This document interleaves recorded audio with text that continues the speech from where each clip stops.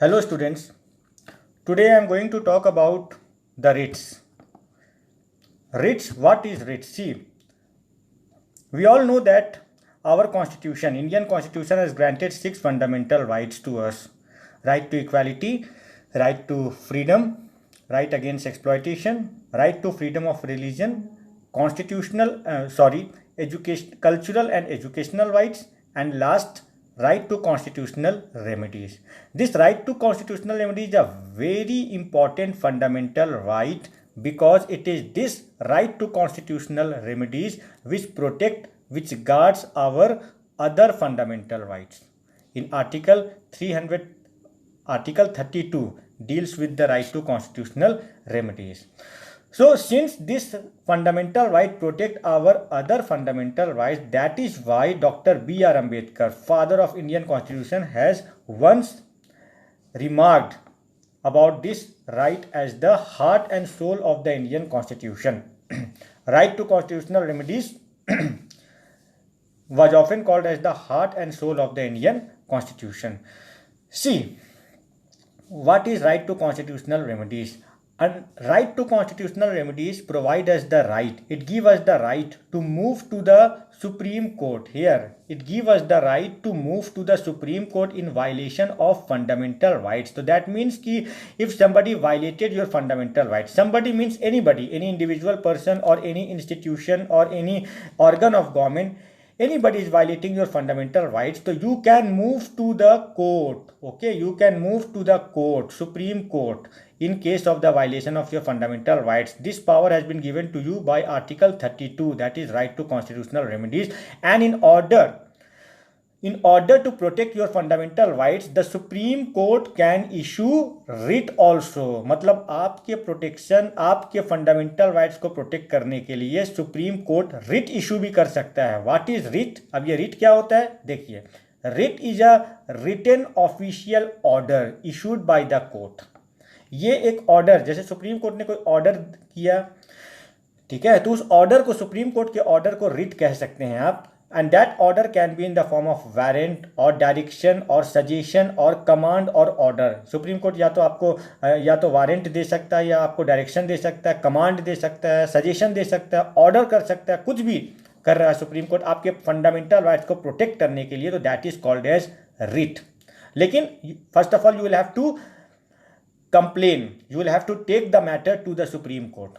Okay, you will have to take the matter to the Supreme Court. So until and unless Supreme Court know about your matter, how Supreme Court can issue writs to protect your fundamental rights? तो पहले आपको matter बताना पड़ेगा Supreme court को, then accordingly the supreme court issue writs to protect your fundamental rights. देखिए, Supreme Court 5 तरह के Ritz को इशू करता है आपके फंडामेंटल राइट्स को, हमारे फंडामेंटल राइट्स को प्रोटेक्ट करने के लिए. These writs are habeas corpus, mandamus, prohibition, certiorari and quo warranto. These are the 5 writs issued by the Supreme Court in order to protect our fundamental rights under Article 32. Now we shall see about all these writs one by one. Let's talk about habeas corpus. Habeas corpus, it is one of the writ issued by the Supreme Court to protect the liberty of a person. See, read it. Any person not produced before a magistrate within 24 hours from arrest is a violation of his fundamental rights given in Article 22, protect against arrest and detention, and in that situation that person can file a petition to the Supreme Court. देखिए, police जब किसी को भी arrest करती है ना, तो arrest करने के बाद 24 घंटे के अंदर पुलिस उसको मजिस्ट्रेट के सामने पेश करती है. मजिस्ट्रेट के सामने पेश करना ज़रूरी है. अगर मान लीजिए आपको या मुझे, ईश्वर ना करे, मान लीजिए कि पुलिस ने अरेस्ट किया और 24 घंटे होने के बाद भी मुझे मजिस्ट्रेट के सामने पेश नहीं किया गया, तो this is the violation of my right, because it is being mention in the constitution that a person has to be produced before the magistrate within 24 hours from arrest. लेकिन police ने मुझे magistrate के सामने 24 hours होने के बाद भी produce नहीं किया. ठीक है ना, तो ये मेरे फंडामेंटल राइट्स जो आर्टिकल 22 में दिया हुआ है कि प्रोड्यूस करना है मजिस्ट्रेट के सामने, वो प्रोड्यूस नहीं कर रहे, तो ये मेरा फंडामेंटल राइट्स का वायलेशन हो गया. ठीक है। तो now I can file a petition to the supreme Court that this the police of my state is violating article 22, my article 22, मेरे फंडामेंटल राइट्स को वायलेट कर रही है, मुझे मजिस्ट्रेट के सामने पेश नहीं कर रही है।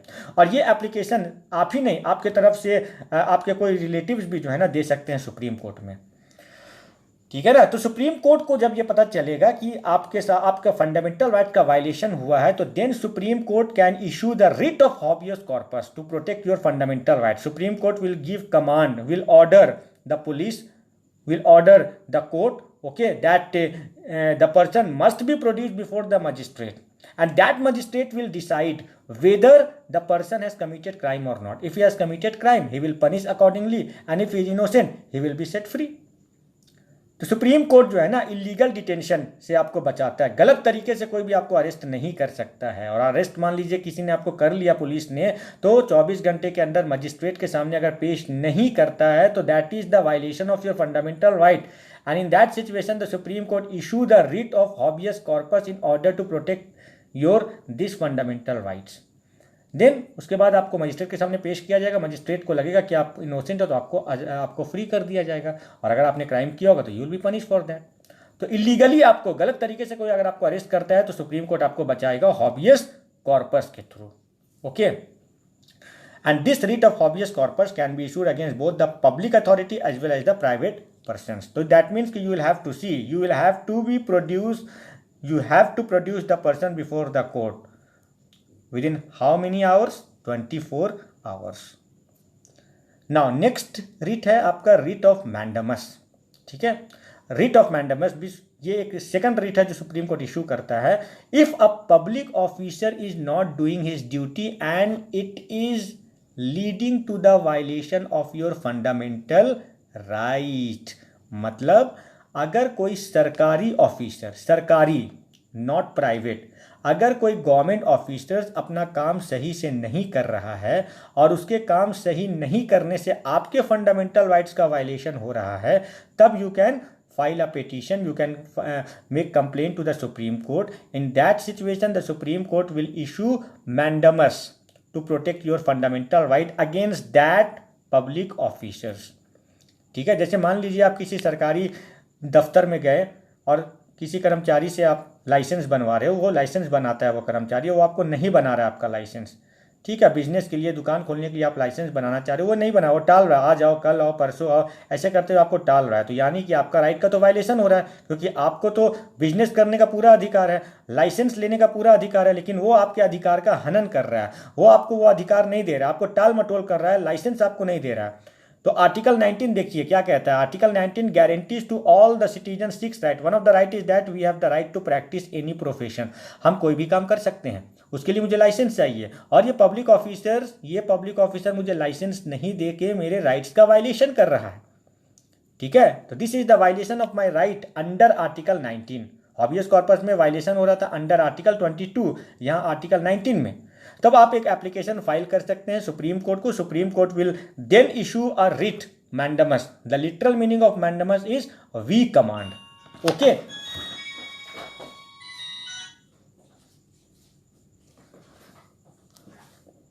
So we can say that in that situation the Supreme Court issue writ of mandamus against that public officer who is not doing his duty and it is leading to the violation of your fundamental rights. उसके बाद फिर public officers को आपके लिए काम करना ही पड़ेगा, ठीक है। तो कोई भी सरकारी कर्मचारी अगर आपका काम नहीं कर रहा है और आपके अधिकारों का हनन कर रहा है, तो ऐसे में you can file a complain to the supreme Court and Supreme Court will issue mandamus in order to protect your fundamental right from being violated by that public officer, okay. This is mandamus writ, okay. तो mandamus can be issued against anyone, against public body, corporation, court। अगर कोई lower court भी आपके rights का violation कर रहा है, आपके लिए काम नहीं कर रहा है और आपका राइट्स का वायलेशन, उसके खिलाफ भी जो है ना सुप्रीम कोर्ट जो है ना मैंडमस इशू कर सकता है, okay.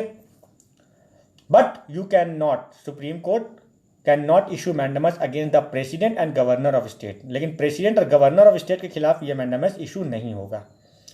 Now third writ is the writ of prohibition. Prohibition का मतलब होता है रोकना, प्रोहिबिट करना, निषेध करना, ठीक है।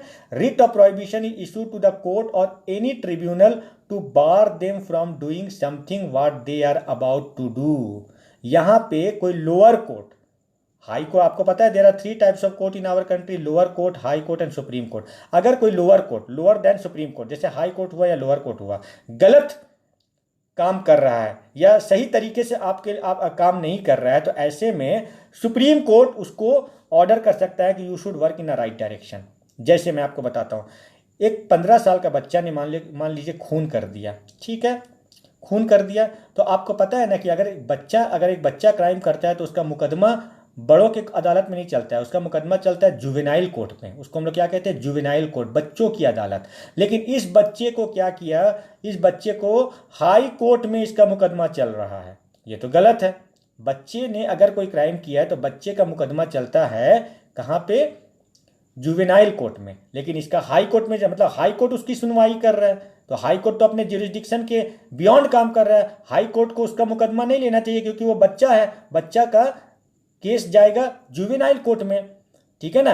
तो ऐसे में उस बच्चे का कोई भी रिश्तेदार सुप्रीम कोर्ट में एप्लीकेशन दे सकता है। सुप्रीम कोर्ट को जब पता चला कि high court is hearing the case of that children, in that situation supreme court will issue the writ of prohibition and order the lower court that the trial of that children of that kid that children should be done in juvenile court। क्योंकि ये violation और article 14 का ना, the state shall not deny to any person equality before the law और the equal protection of the law within the territory of India. तो equality before law है, कानून के नज़र में सब बराबर है, तो इक्वालिटी बिफोर लॉ का यहाँ वायलेशन हो रहा है। एक बच्चे का मुकदमा चलना चाहिए जुवेनाइल कोर्ट में, लेकिन वो चल रहा है हायर कोर्ट में, तो ये उसके राइट का वायलेशन हो रहा है। वो बोलेगा कि मेरे मैं अभी 14 साल से, मैं 14 साल का हूँ, मैं अभी अडल्ट नहीं हुआ हूँ, तो मेरा मुकदमा आप जो है ना अदालत में, चिल्ड्रंस कोर्ट में चलवाइए, हाई कोर्ट में नहीं। वो बोल सकता है। तो उसके रिलेटिव जो है ना कंप्लेन करेंगे तो supreme court will issue the order of prohibition and command, है ना, सजेस्ट करेंगे, सजेस्ट नहीं मतलब ऑर्डर देंगे लोअर कोर्ट को कि उस बच्चे का ट्रायल होना चाहिए जुवेनाइल कोर्ट में। तो यहाँ पे आर्टिकल 14 का वायलेशन हो रहा है और आर्टिकल 14 के वायलेशंस को से आपको बचाता है सुप्रीम कोर्ट, ठीक है ना। तो कोर्ट में अगर आपके खिलाफ गलत मुकदमा चल रहा है तो आपको सुप्रीम कोर्ट इससे बचाएगा, क्योंकि गलत मुकदमा चलना भी आपके राइट्स का वायलेशन है। Okay, so writ of prohibition is issued to the court और एनी ट्रिब्यूनल, ट्रिब्यूनल भी एक तरह का छोटे मोटा कोर्ट होता है, to bar them from doing something what they are about to do. वो काम आप नहीं कर सकते हैं जो आपको नहीं करना है, आपको वही काम करना है जो आपको करना चाहिए। तो this see literally prohibition means to forbid, it is issued by a higher court to a lower court to prevent the latter from exceeding its jurisdiction और usurping a jurisdiction that it does not possess. मतलब high court आपको, supreme court आपको order करेगा ताकि आप अपने दायरे से बाहर रह के काम ना करो। ये बच्चे का मुकदमा चलाना आपके दायरे में नहीं आता है, जुवेनाइल कोर्ट के दायरे में आता है, तो आप क्यों चला रहे हो भाई। तो आप अपने दायरे में रह के काम करिए, ये सुप्रीम कोर्ट आपको कह सकता है और आपको माननी पड़ेगी। That is all about the writ of prohibition. Okay, now see certiorari. Certiorari क्या होता है? We have discussed about the habeas corpus, mandamus. Now let's talk about certiorari. Certiorari भी आर्टिकल 14 का वायलेशन होता है। यहां पे क्या होता है, सी आर्टिकल 14 क्या कह रहा है, it says that state shall not deny to any person equality before law, all the persons are given equal protection of law in our country, all persons are equal in the eye of law. और state deny नहीं कर सकता, कोई भेदभाव नहीं कर सकता। जैसे मैं आपको बता रहा हूँ, फिर मैं उसी बच्चे का केस लेता हूँ। मान लीजिए उस बच्चे को, वो 15 साल का बच्चा जो खूनी है, जिसने मर्डर किया है, उसको कोर्ट ने सजा दे दिया, जुवेनाइल कोर्ट ने सजा दे दिया लाइफ इम्प्रिजनमेंट का, आजीवन कारावास। आपको पता होना चाहिए कि एक बच्चा अगर कितना भी बड़ा क्राइम क्यों ना कर ले, कितना भी बड़ा क्राइम क्यों ना कर दे, 16 साल से कम के बच्चे, पहले तो 18 साल तक भी कम कर दिया गया, 16 साल के कम के बच्चे अगर बहुत बड़ा क्राइम भी करते हैं ना तो उनको उम्र कैद नहीं मिलती है, ज़्यादा से ज़्यादा 3-4 साल तक उसको रिफॉर्मेटरी जेल में रखा जाता है और उसके बाद उसको रिलीज़ कर दिया जाता है। लेकिन मान लीजिए इस बच्चे को एक अदालत ने उम्र कैद की सजा दे दी, तो ये तो कानून का उल्लंघन है। उस बच्चे को के अधिकार का हनन हो रहा है, क्योंकि उस बच्चे को लाइफ इम्प्रिजनमेंट नहीं दिया जा सकता है बच्चे को। तो अगर लोअर कोर्ट ने ये डिसीजन दे दिया, तो डिसीजन देने के अगेंस्ट में you can file an application to the supreme court and supreme court will issue the writ namely certiorari and order the lower court to squash its order. अपने order को आप खत्म करिए, because the court has no power to grant life imprisonment to the childrens committing any type of crime. किसी भी तरह का crime करेंगे उसको उम्र कैद आप नहीं दे सकते हैं। और अगर दे दिया अदालत ने, तो उसको उस बच्चे को बच्चा के राइट्स का वायलेशन हो रहा है, क्योंकि उसको देना नहीं है, उसके राइट्स का वायलेशन हो रहा है। Then supreme court will order the lower court through issuing the writ certiorari and protect the children's right from being violated by the order of the lower court। तो यहाँ पे आप देखिए प्रोहिबिशन और सर्च्योररी में फर्क क्या आता है। प्रोहिबिशन में आपको सुप्रीम कोर्ट तब हेल्प करेगा जब आपका प्रोसीडिंग चल रहा है, मुकदमा चल रहा है। और सर्च्योररी में क्या होता है कि लोअर कोर्ट जब डिसीजन दे चुका है आपकी, और उस डिसीजन से आपका फंडामेंटल राइट्स का वायलेशन हो रहा है, तब आप फाइल करते हैं सुप्रीम कोर्ट में एप्लीकेशन, और सुप्रीम कोर्ट जो है आपको सर्च्योररी रिट्स के थ्रू जो है आपकी मदद करेगा। तो अगर डिसीजन लोअर कोर्ट ने दे दिया है तो भी घबराने की बात नहीं है। लोअर कोर्ट के डिसीजन के बाद भी उसके डिसीजन को पलट सकता है सुप्रीम कोर्ट। अगर उस डिसीजन से आपका फंडामेंटल राइट्स का वायलेशन हो रहा है, तो इस बच्चे का फंडामेंटल राइट्स का वायलेशन हो रहा है, because he does not deserve to get life imprisonment and the court has given him. तो उसका राइट का तो वायलेशन हुआ ना, तो सुप्रीम कोर्ट ऑर्डर करके उसके लाइफ इम्प्रिजनमेंट को कम्यूट कर देगा 2-3 साल। अब वो भी उसको जेल में नहीं रहना होगा, you will have to be in the reformatory house home. Okay, now last but not the least, writ of quo warranto. Quo warranto क्या होता है? देखिए, quo warranto is issued to inquire into the legality of claim of a person to a public office. मान लीजिए कोई person, सरकारी नौकरी उसको मिल गई है, और उसके सरकारी नौकरी मिलने से आपके फंडामेंटल राइट्स का वायलेशन हो रहा है। ठीक है, इसको समझिए आप। अगर मान लीजिए आपका एक दोस्त है और उसको नौकरी मिल गई है, सरकारी नौकरी मिल गई है, और उसके सरकारी नौकरी मिलने से आपके राइट्स का वायलेशन हो रहा है, तो you can file an application to the supreme court and supreme court will issue quo warranto to protect your fundamental rights. अब सवाल ये उठता है कि भाई उसके नौकरी मिलने से मेरा फंडामेंटल राइट कैसे वायलेशन हो रहा है? तो देखिए, जैसे सरकारी नौकरी में हासिल करने के लिए एग्ज़ाम होता है, ठीक है, आपको एप्लीकेशन फॉर्म आपने भरा, एग्ज़ाम दिया, एग्ज़ाम में पास करते हो, उसके बाद इंटरव्यू होगा, इंटरव्यू में भी पास करोगे, then you will get the job. यही होता है गवर्नमेंट में, अब तो हर जगह होता है, प्राइवेट में भी होता है।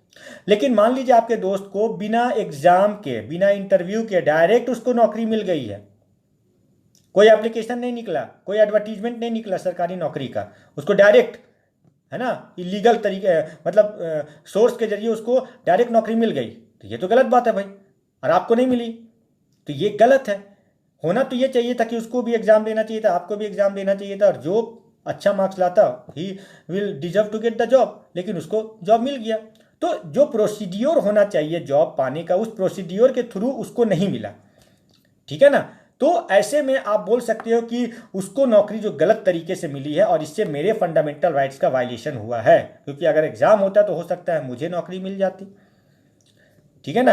तो यहां पे देखिए, before making an appointment the post was not regularly advertised nor were any applications invited from persons qualified to hold. तो एग्जाम से पहले कोई भी एडवर्टीजमेंट नहीं किया गया, कोई भी एग्जाम नहीं हुआ, डायरेक्ट उसको मिल गया है, ठीक है। तो इससे तो मेरा राइट्स का वायलेशन हुआ, अधिकार तो मुझे भी था नौकरी करने का।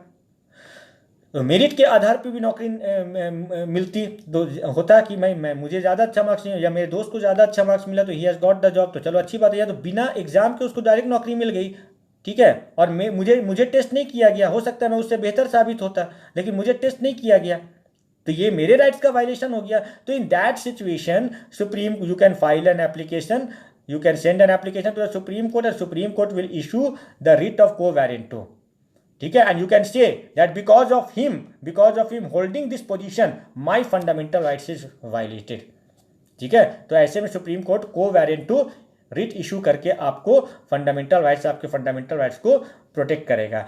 कोवेरेंटो literally means by what authority, it is issued by the court to inquiry, ये फिर कोर्ट इंक्वायरी करेगा कि वाकई में उस पर्सन को गलत तरीके से नौकरी दिया गया कि नहीं। गलत तरीके से नौकरी अगर दिया गया है तो उसको नौकरी से हटाया जाएगा और एक प्रोसीड्योर के थ्रू जो है फिर से एग्जाम लिया जाएगा, और अगर आप उसमें अच्छा मार्क्स लाते हैं तो you will get the job. Okay, तो your fundamental rights in this situation will be protected by the supreme court through the writ of quo warranto. Okay, students, so these are the 5 writs issued by the Supreme Court in different situations. Okay, इन अलग अलग situations में अगर आप गलत तरीके से अगर गिरफ्तार कर लिए गए तो आपको जो है हॉबियस कॉर्पस के थ्रू प्रोटेक्ट किया जाएगा, ठीक है। और कोई पब्लिक ऑफिसर्स आपके लिए काम नहीं कर रहा है तो मैंडेमस रिट इशू करेगी सुप्रीम कोर्ट। अगर कोर्ट गलत तरीके से आपकी सुनवाई कर रहा है तो प्रोहिबिशंस के थ्रू आपको प्रोटेक्ट किया जाएगा। कोर्ट ने, लोअर कोर्ट ने कोई गलत डिसीजन दे दिया जिससे आपके राइट्स का वायलेशन हो रहा है तो आपको सर्च्योरेरी के जरिए जो है ना आपको प्रोटेक्शन दिया जाएगा। और कोई पर्सन को अगर नौकरी मिलती है और उससे आपके राइट्स का वायलेशन हो रहा है, जैसे मैंने आपको बताया है ना, तो कोवेरेंटो के थ्रू जो है ना कोर्ट आपको आपके फंडामेंटल राइट्स को प्रोटेक्ट करेगा। Okay, students, I hope you have understand all the writs. Okay, it's a very important. Okay, thank you.